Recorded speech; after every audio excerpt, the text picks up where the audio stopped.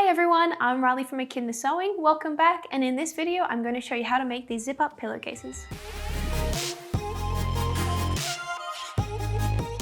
If you're wanting to add a touch of personalization to your home decor, creating pillowcases for your throw pillows are a great way to go. We recommend using a cotton poplin for a beginner, or if you're looking to advance your sewing skills, you could try using velvet or sequins. The machines I'm using today are the NV50S, and I've got the Juki MO114. This is everything else you're going to need, but check out down below for the full list. Now let's get into it. Firstly, you're going to need to work out the measurements of your pillow. Mine is 14.5 inches by 14.5 inches. You'll then need to add 1 inch onto each of those measurements for seam allowance and a little bit of wiggle room for your pillow insert, making my final measurements a 15.5 inch square. Now you need to cut out 2 pieces of your measurements with your desired fabric, but before we cut them out, you'll need to iron it.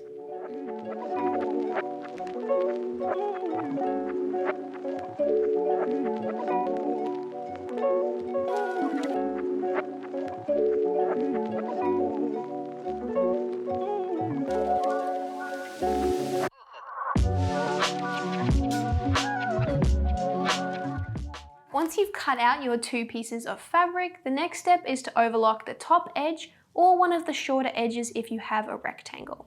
Then after you've done that, we can go ahead and put our zip on.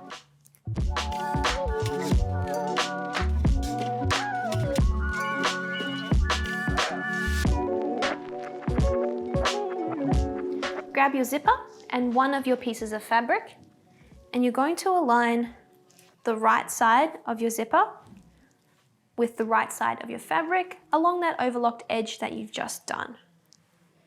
I'm using a nylon zipper that suits my pillow size. If it's a little bit longer, that's okay, you can cut off the ends. Then you'll need to pin or clip that in place.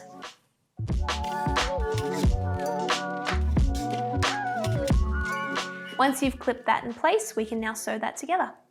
Before you sew your zip to your fabric, you'll need to change over from your standard zigzag foot to your zipper foot, making sure that it's in the left-hand position and that your needle is center. Once you've done that, go ahead and stitch that zip on.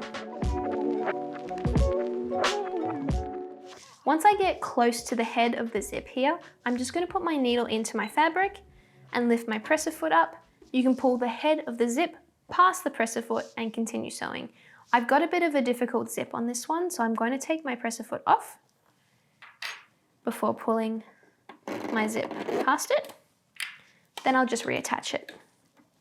In most cases, the zip head will be fairly easy to pull past the presser foot, and then you can just continue sewing.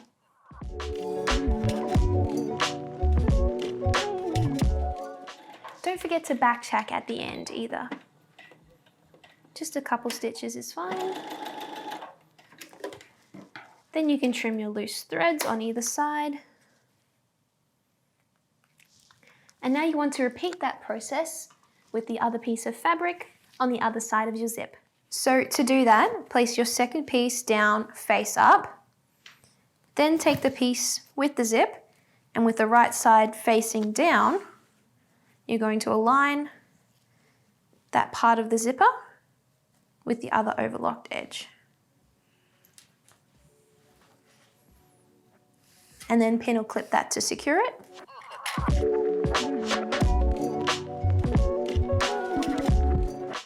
And then you can sew those two together.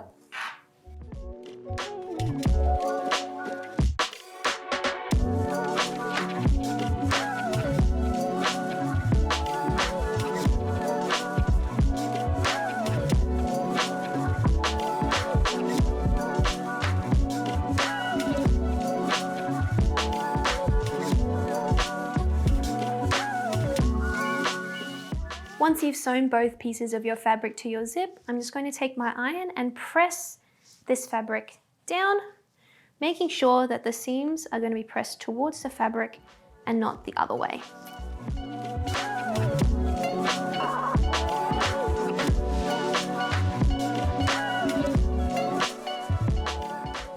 Once you've ironed that down, our next step is to pin or clip these sides together. So I'm going to pop that over there Grab my clips. Make sure all of my edges are aligned. Now before I do this, I'm just going to make sure that my zip is about halfway open, so that way we can turn it right side out after we stitch it together.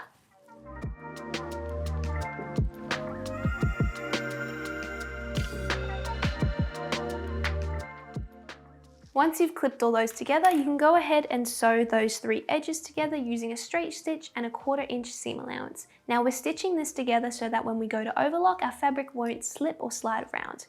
But if you're more comfortable with using your overlocker, feel free to skip this step.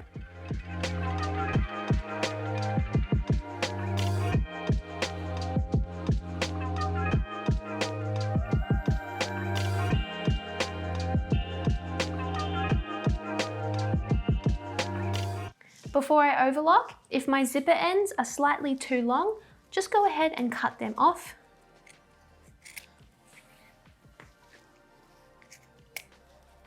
And now you can overlock those 3 edges.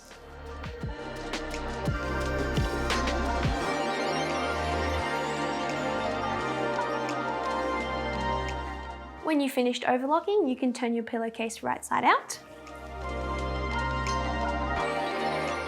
Once you've done that, you can insert your pillow.